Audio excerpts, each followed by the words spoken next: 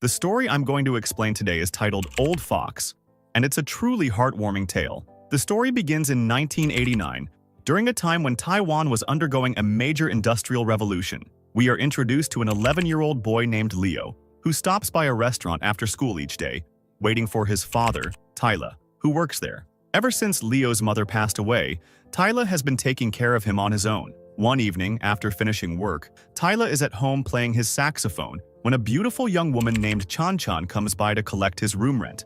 She also brings some snacks for Leo. During their conversation, Chan mentions that her boss is planning to sell a small piece of land near the road, and it will be available next month. She encourages Tyler to buy the land, reminding him of his dream to open a small salon someday, a dream he had once shared with her. However, unfortunately, Tyler doesn't have enough money to buy the land. After Chan leaves, Leo suggests to his father that instead of paying rent, it would be better to buy that land and start a business there. They could also live on the property. Tyler explains that although his salary isn't high, if they save for 3 years, they could afford to buy the land. This makes Leo very happy, as he's always wanted to help his father fulfill his dream, and it was also his late mother's wish to own a salon. The next day, as Leo is heading to school, 3 policemen start mocking his father. Leo is too scared to say anything and runs off since the men are physically intimidating. That night, Leo and his father attend his aunt's wedding. After the event, Tyler starts vomiting from drinking too much. He tells Leo that he may have drifted apart from his sister, but she gave him a loan, just enough money to buy that small shop and start their business. Hearing this news, Leo becomes overjoyed, realizing their dream is finally within reach. The next morning during breakfast, Tyler and Leo excitedly discuss where on the road they should set up their shop. Leo says they should ask Chan for advice. That night, after finishing his shift at the restaurant, Tyler remembers Christmas is coming, so he stops by a bicycle shop to buy a gift for Leo. But when he talks to the shop owner, he learns that land prices have recently skyrocketed. As a result, rents have doubled, and shop owners are being pushed out. This news hits Tyler hard. At home, he reads more about it in the newspaper and is completely stunned. He doesn't even have the courage to tell Leo that once again, they don't have enough money to buy any land for their business. The following day, after school, Leo takes shelter from the rain under a roadside cover. That's when an old man in a luxury car notices him. The man's name is Mr. Xie, one of the most respected and wealthiest people in the city. Mr. Xie invites Leo into his car to escape the rain. Leo hesitantly accepts. As they drive, Mr. Xie jokingly warns Leo that kidnappings are common these days, which makes Leo quite nervous.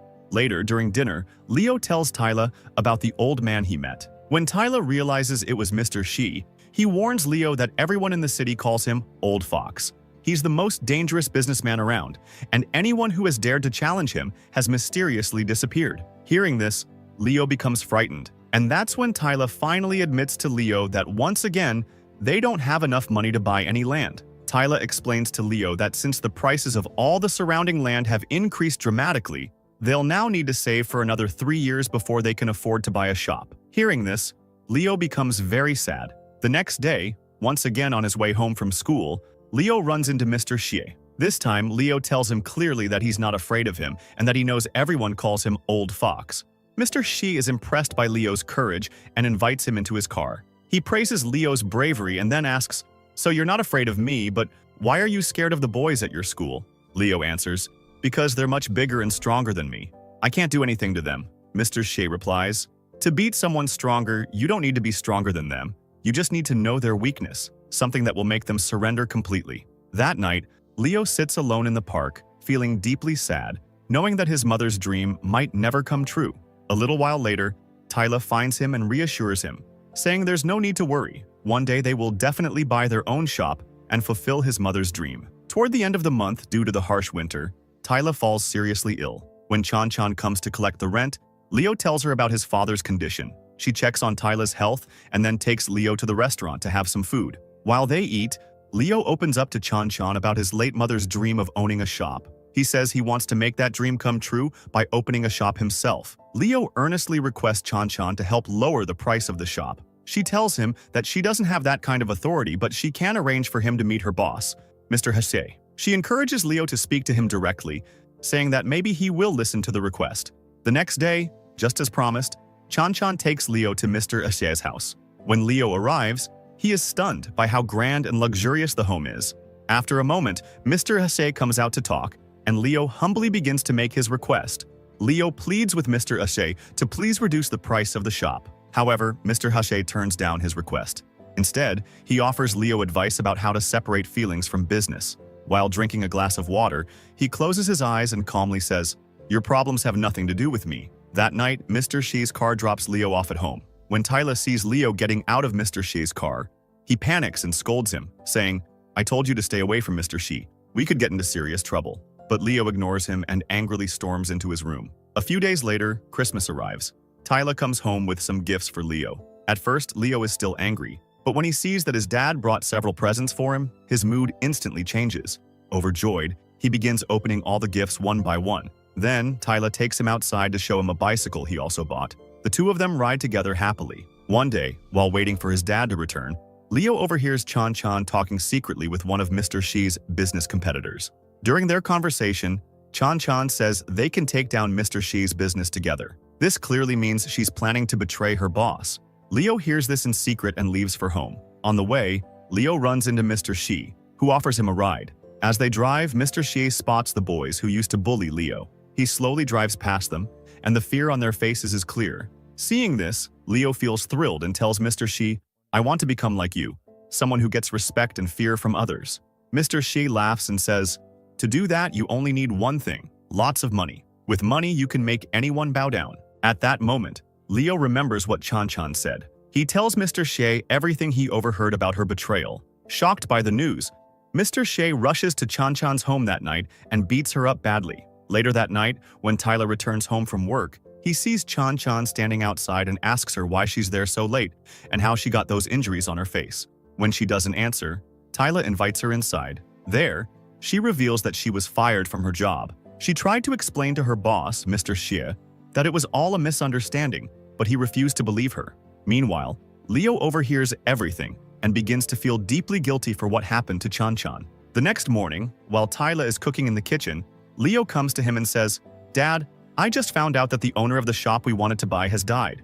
If we declare the shop as haunted, no one else will buy it and the price will drop. This is our chance, we can buy it cheap." But Tyler disagrees, saying, "We should never take advantage of someone else's misfortune for our own benefit." Leo refuses to listen and bluntly says, "I don't care about other people's problems." Hearing this, Tyler loses his temper and slaps Leo. Later that afternoon, Leo decides to go meet Mr. Hache again to try and get the shop's price lowered. While waiting outside the shop, he sees the same three boys from school who used to bully him. But this time, instead of running away, Leo confidently confronts them and warns, "If you want your life to stay normal, don't mess with me."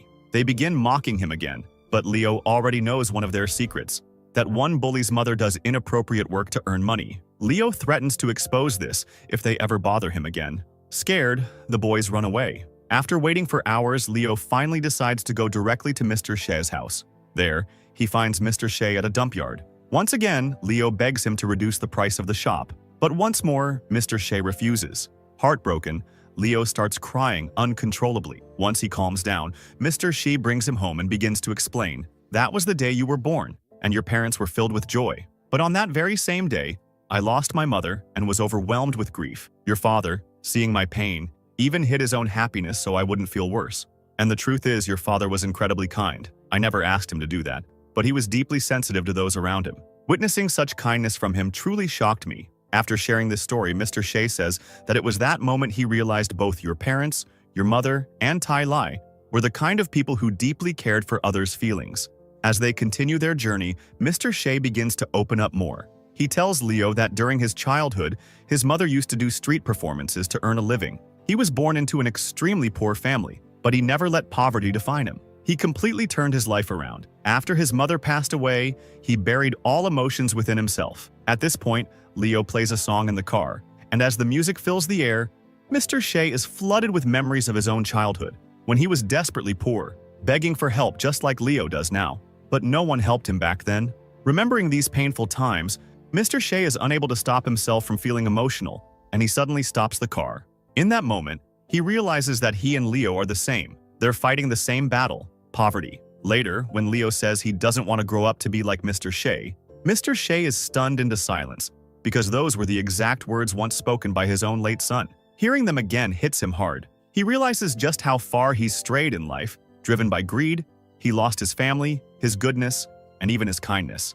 Upon reaching Leo's home, Mr. Shea decides to lower the price of the shop and talk to Tai Lai about it. Leo is shocked but moved by this decision. At home, Leo breaks down in tears and writes a heartfelt letter to his father, saying that now, finally, they can fulfill his late mother's dream of owning a shop. The next day, Mr. Shea visits Tai Lai at his restaurant and tells him that he has evicted the shop owner, and now the shop is available at a reduced price.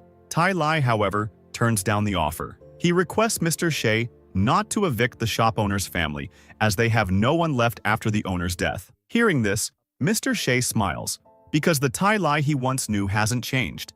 He still puts others before himself. When Leo learns that his father rejected the offer, he becomes furious. He grabs his bicycle and runs away from home, ending up alone in a park where he cries quietly. Later, Tai Lai finds him and tries to calm him down. He explains why they couldn't take the shop.